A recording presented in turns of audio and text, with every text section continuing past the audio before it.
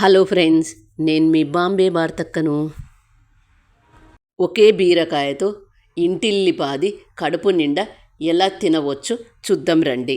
ఇప్పుడున్న కూరగాయ రేట్లకు ఒకే ఒక బీరకాయతో ఇలా పులుసు చేసుకుని తిన్నట్లయితే బాగుంటుంది. ఇందులో పాలు, జొన్న పిండి అన్నీ ఉన్నాయి కాబట్టి ఇలా చేసుకొని తింటే బాగుంటుంది. బీరకాయ ఒకటి, కట్ చేసుకున్న బీరకాయ ముక్కలు, పొడవుగా కట్ చేసుకున్న ఉల్లిగడ్డ ఒకటి, పొడవుగా కట్ చేసుకున్న పచ్చిమిర్చి 4 లేదా మీరు తినే కారాన్ని బట్టి వేసుకోండి. కాచి చల్లార్చిన పాలు 1 కప్, పావు కప్ జొన్న పిండి, ఉప్పు 1 టేబుల్ స్పూన్, పసుపు 1/2 టేబుల్ స్పూన్ కొని ఇలా పీల్ చేసుకోవాలి.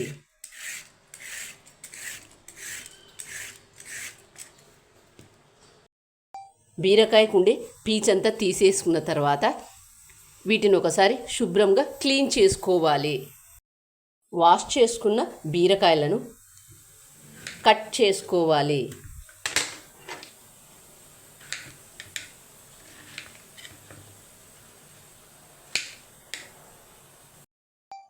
బీరకాయ చేదుందో లేదో ఒకసారి చెక్ చేసుకోండి. చేదు ఉన్నట్లయితే కూర అంతా చేదైపోతుంది. కాబట్టి బీరకాయను కట్ చేసుకునేటప్పుడే ఒకసారి చేదుందో లేదో చెక్ చేసుకోండి. 1 ఇంచ్ ఉండేలాగా కట్ చేసుకోండి.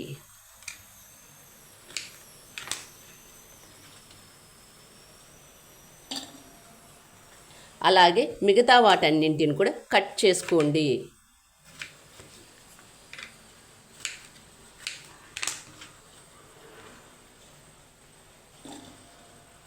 గ్యాస్ ఆన్ చేసుకొని ఒక బాండీ పెట్టుకోవాలి. కట్ చేసుకున్న బీరకాయ ముక్కలు వేసుకొని, పొడవుగా కట్ చేసుకున్న ఉల్లిగడ్డ వేసుకొని, పొడవుగా కట్ చేసుకున్న పచ్చిమిర్చి వేసుకొని, ఇందులో 1/2 లీటర్ వరకు నీళ్లు పోసుకోండి.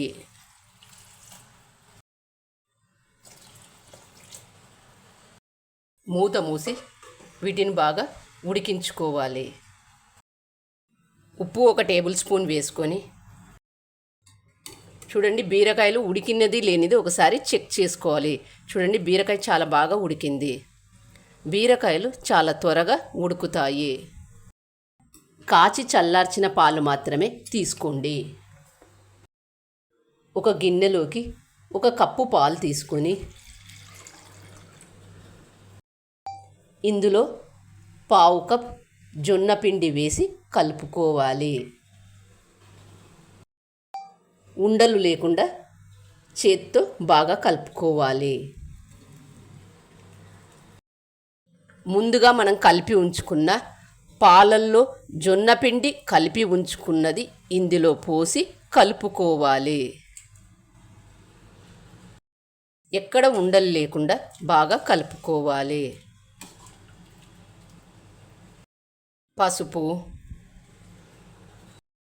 పసుపు వేసుకున్న తర్వాత మరొకసారి అంతా బాగా కలుపుకోండి.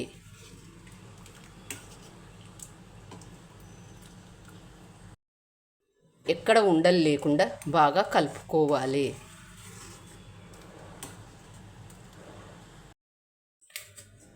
జొన్న రొట్టె చేసుకోలేని వాళ్ళు ఇలా జొన్న పిండితో పులుసు చేసుకున్నట్లయితే చాలా బాగుంటుంది.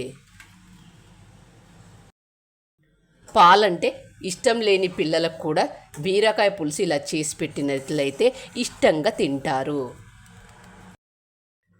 మసాలాలు ఆరోగ్యానికి మంచివి కావు. మసాలాలు లేకుండా ఇలా చేసుకున్నట్లయితే ఆరోగ్యం కూడా బాగుంటుంది.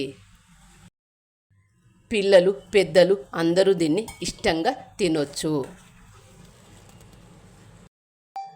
జొన్నలలో ఫైబర్ ఉండడం వల్ల కొద్దిగా తిన్న కడుపు నిండినట్లుగా ఉంటుంది. కాబట్టి ఇలా బీరకాయ పులుసు చేసుకొని తింటే బాగుంటుంది. జీర్ణం కూడా త్వరగా అవుతుంది. జొన్న పిండిలో ఫైబర్ బాగా ఉంటుంది కాబట్టి ఇలా జొన్న పిండితో పులుసు చేసుకొని తిన్నట్లయితే చాలా బాగుంటుంది.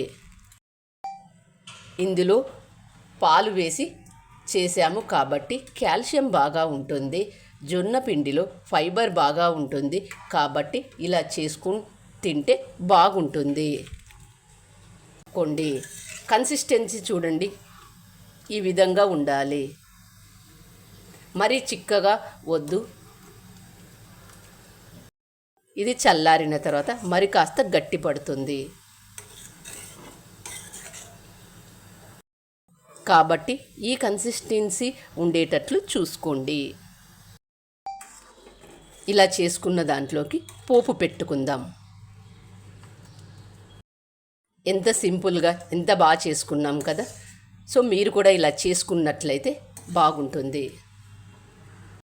పోపు గరిటె పెట్టుకొని ఆయిల్ కొద్దిగా వేసుకొని తాలింపు గింజలు, ఎండుమిర్చి, కరివేపాకు ఇలా చేసుకున్న పోపును ఇందులో వేసి కలుపుకోవాలి. బీరకాయ పులుసును చపాతీలోకి కానీ జొన్న రొట్టెలోకి కానీ అన్నంలోకి కానీ సర్వ్ చేసుకుని తింటే చాలా బాగుంటుంది. చూస్తుంటేనే నోరూరుతుంది కదా. ఇంకెందుకు ఆలస్యం, మీరు కూడా తప్పక ట్రై చేయండి. బీరకాయతో కూరలు పులుసులు కాకుండా పచ్చడి ఎలా తయారు చేద్దామో చూద్దాం రండి. ఇలా వేడివేడి అన్నంలో పచ్చడి కలుపుకొని నెయ్యి వేసుకొని కలుపుకొని తింటే ఎంతో బాగుంటుంది. ఇంకా ఆ రోజు 2 ముద్దలు ఎక్కువే తింటాము. బీరకాయ ముక్కలు పావు కిలో, మీడియం సైజ్ ఉల్లిగడ్డ 1, మీడియం సైజ్ టమాటో 1, పచ్చిమిర్చి 4, జీలకర్ర 1 టేబుల్ స్పూన్, ఉప్పు 1 టేబుల్ స్పూన్, పొట్టు తీసిన వెల్లుల్లి 5, నానబెట్టుకున్న చింతపండు కొద్దిగా, బీరకాయకుండే పీచంతా తీసి వేసుకుందాం. బీరకాయకుండే పీచంతా తీసుకున్న తర్వాత వీటిని ఒకసారి శుభ్రంగా వాష్ చేసుకోవాలి.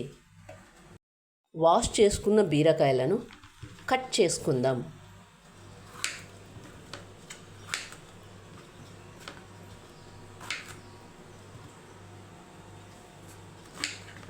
బీరకాయ కట్ చేసుకునేటప్పుడు చేదుందో లేదో ఒకసారి చెక్ చేసుకోండి.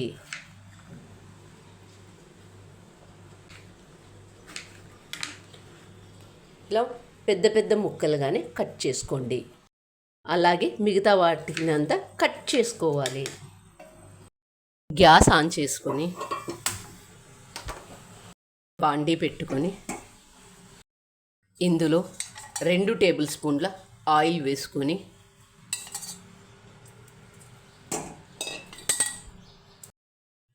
బీరకాయ ముక్కలు వేసుకొని ఉల్లిగడ్డ, టమాటో ముక్కలు, పచ్చిమిర్చి ముక్కలు, ఉప్పు వేసుకొని మూత మూసి వీటన్నింటిని బాగా మగ్గించుకుందాం. మూత తీసి మధ్య మధ్య కలుపుతూ ఉండాలి. మూత తీసి ఇవి కొద్దిగా మగ్గిన తర్వాత జీలకర్ర వేసుకొని ఒకసారి అంతా బాగా కలుపుకొని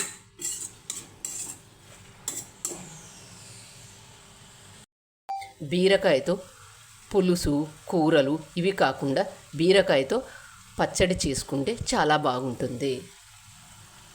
నోటికి ఏమీ తినబుద్ధి కానప్పుడు కూడా ఇలా బీరకాయతో పచ్చడి చేసుకుని తింటే చాలా బాగుంటుంది. చూడండి, ఇందులో ఉన్న ముక్కలన్నీ బాగా మగ్గాయి. ఇందులో పొట్టు తీసిన వెల్లుల్లి 4-5 వేసుకొని ముందుగా నానబెట్టిన చింతపండును ఇందులో వేసుకోవాలి. వీటిని మరొక 2 నిమిషాలు మగ్గించుకొని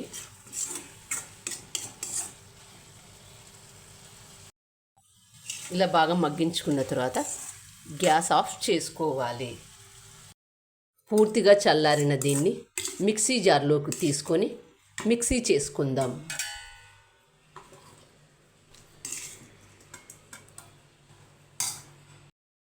మూత మూసి మిక్సీ చేసుకున్న దాంట్లోకి పోపు వేసుకుందాం. మరి మెత్తగా కాకుండా కోర్సుగా మిక్సీ చేసుకోండి. పచ్చడి తినేటప్పుడు పంటి కింద తగులుతూ ఉంటే పలుకులు పలుకులుగా బాగుంటుంది. కాబట్టి రోటి పచ్చడిలాగా కొద్దిగా బరకగా మిక్సీ చేసుకోండి. ఈ పచ్చడిని పోపు లేకుండా ఇలాగే తినవచ్చు. ఇష్టమైన వాళ్ళు పోపు వేసుకొని తినండి. పోపు వేసుకోవడానికి ఒక చిన్న బాండీ పెట్టి అందులో ఆయిల్ వేసుకొని ఆయిల్ వేడైన తర్వాత తాలింపు గింజలు వేగిన తర్వాత ఎండుమిర్చి ఈ పోపును ఈ పచ్చడిలో వేసుకొని కలుపుకోవాలి. పచ్చడిని ఇడ్లీ దోశలకి కూడా తినవచ్చు. వేడి వేడి అన్నంలో ఈ పచ్చడి కలుపుకొని తింటే చాలా బాగుంటుంది. చూస్తుంటేనే నోరూరుతుంది కదా. ఇంకెందుకు ఆలస్యం, మీరు కూడా తప్పక ట్రై చేయండి. మీకు ఎలా వచ్చిందో నాకు కామెంట్ చేసి చెప్పండి. Thank you for watching.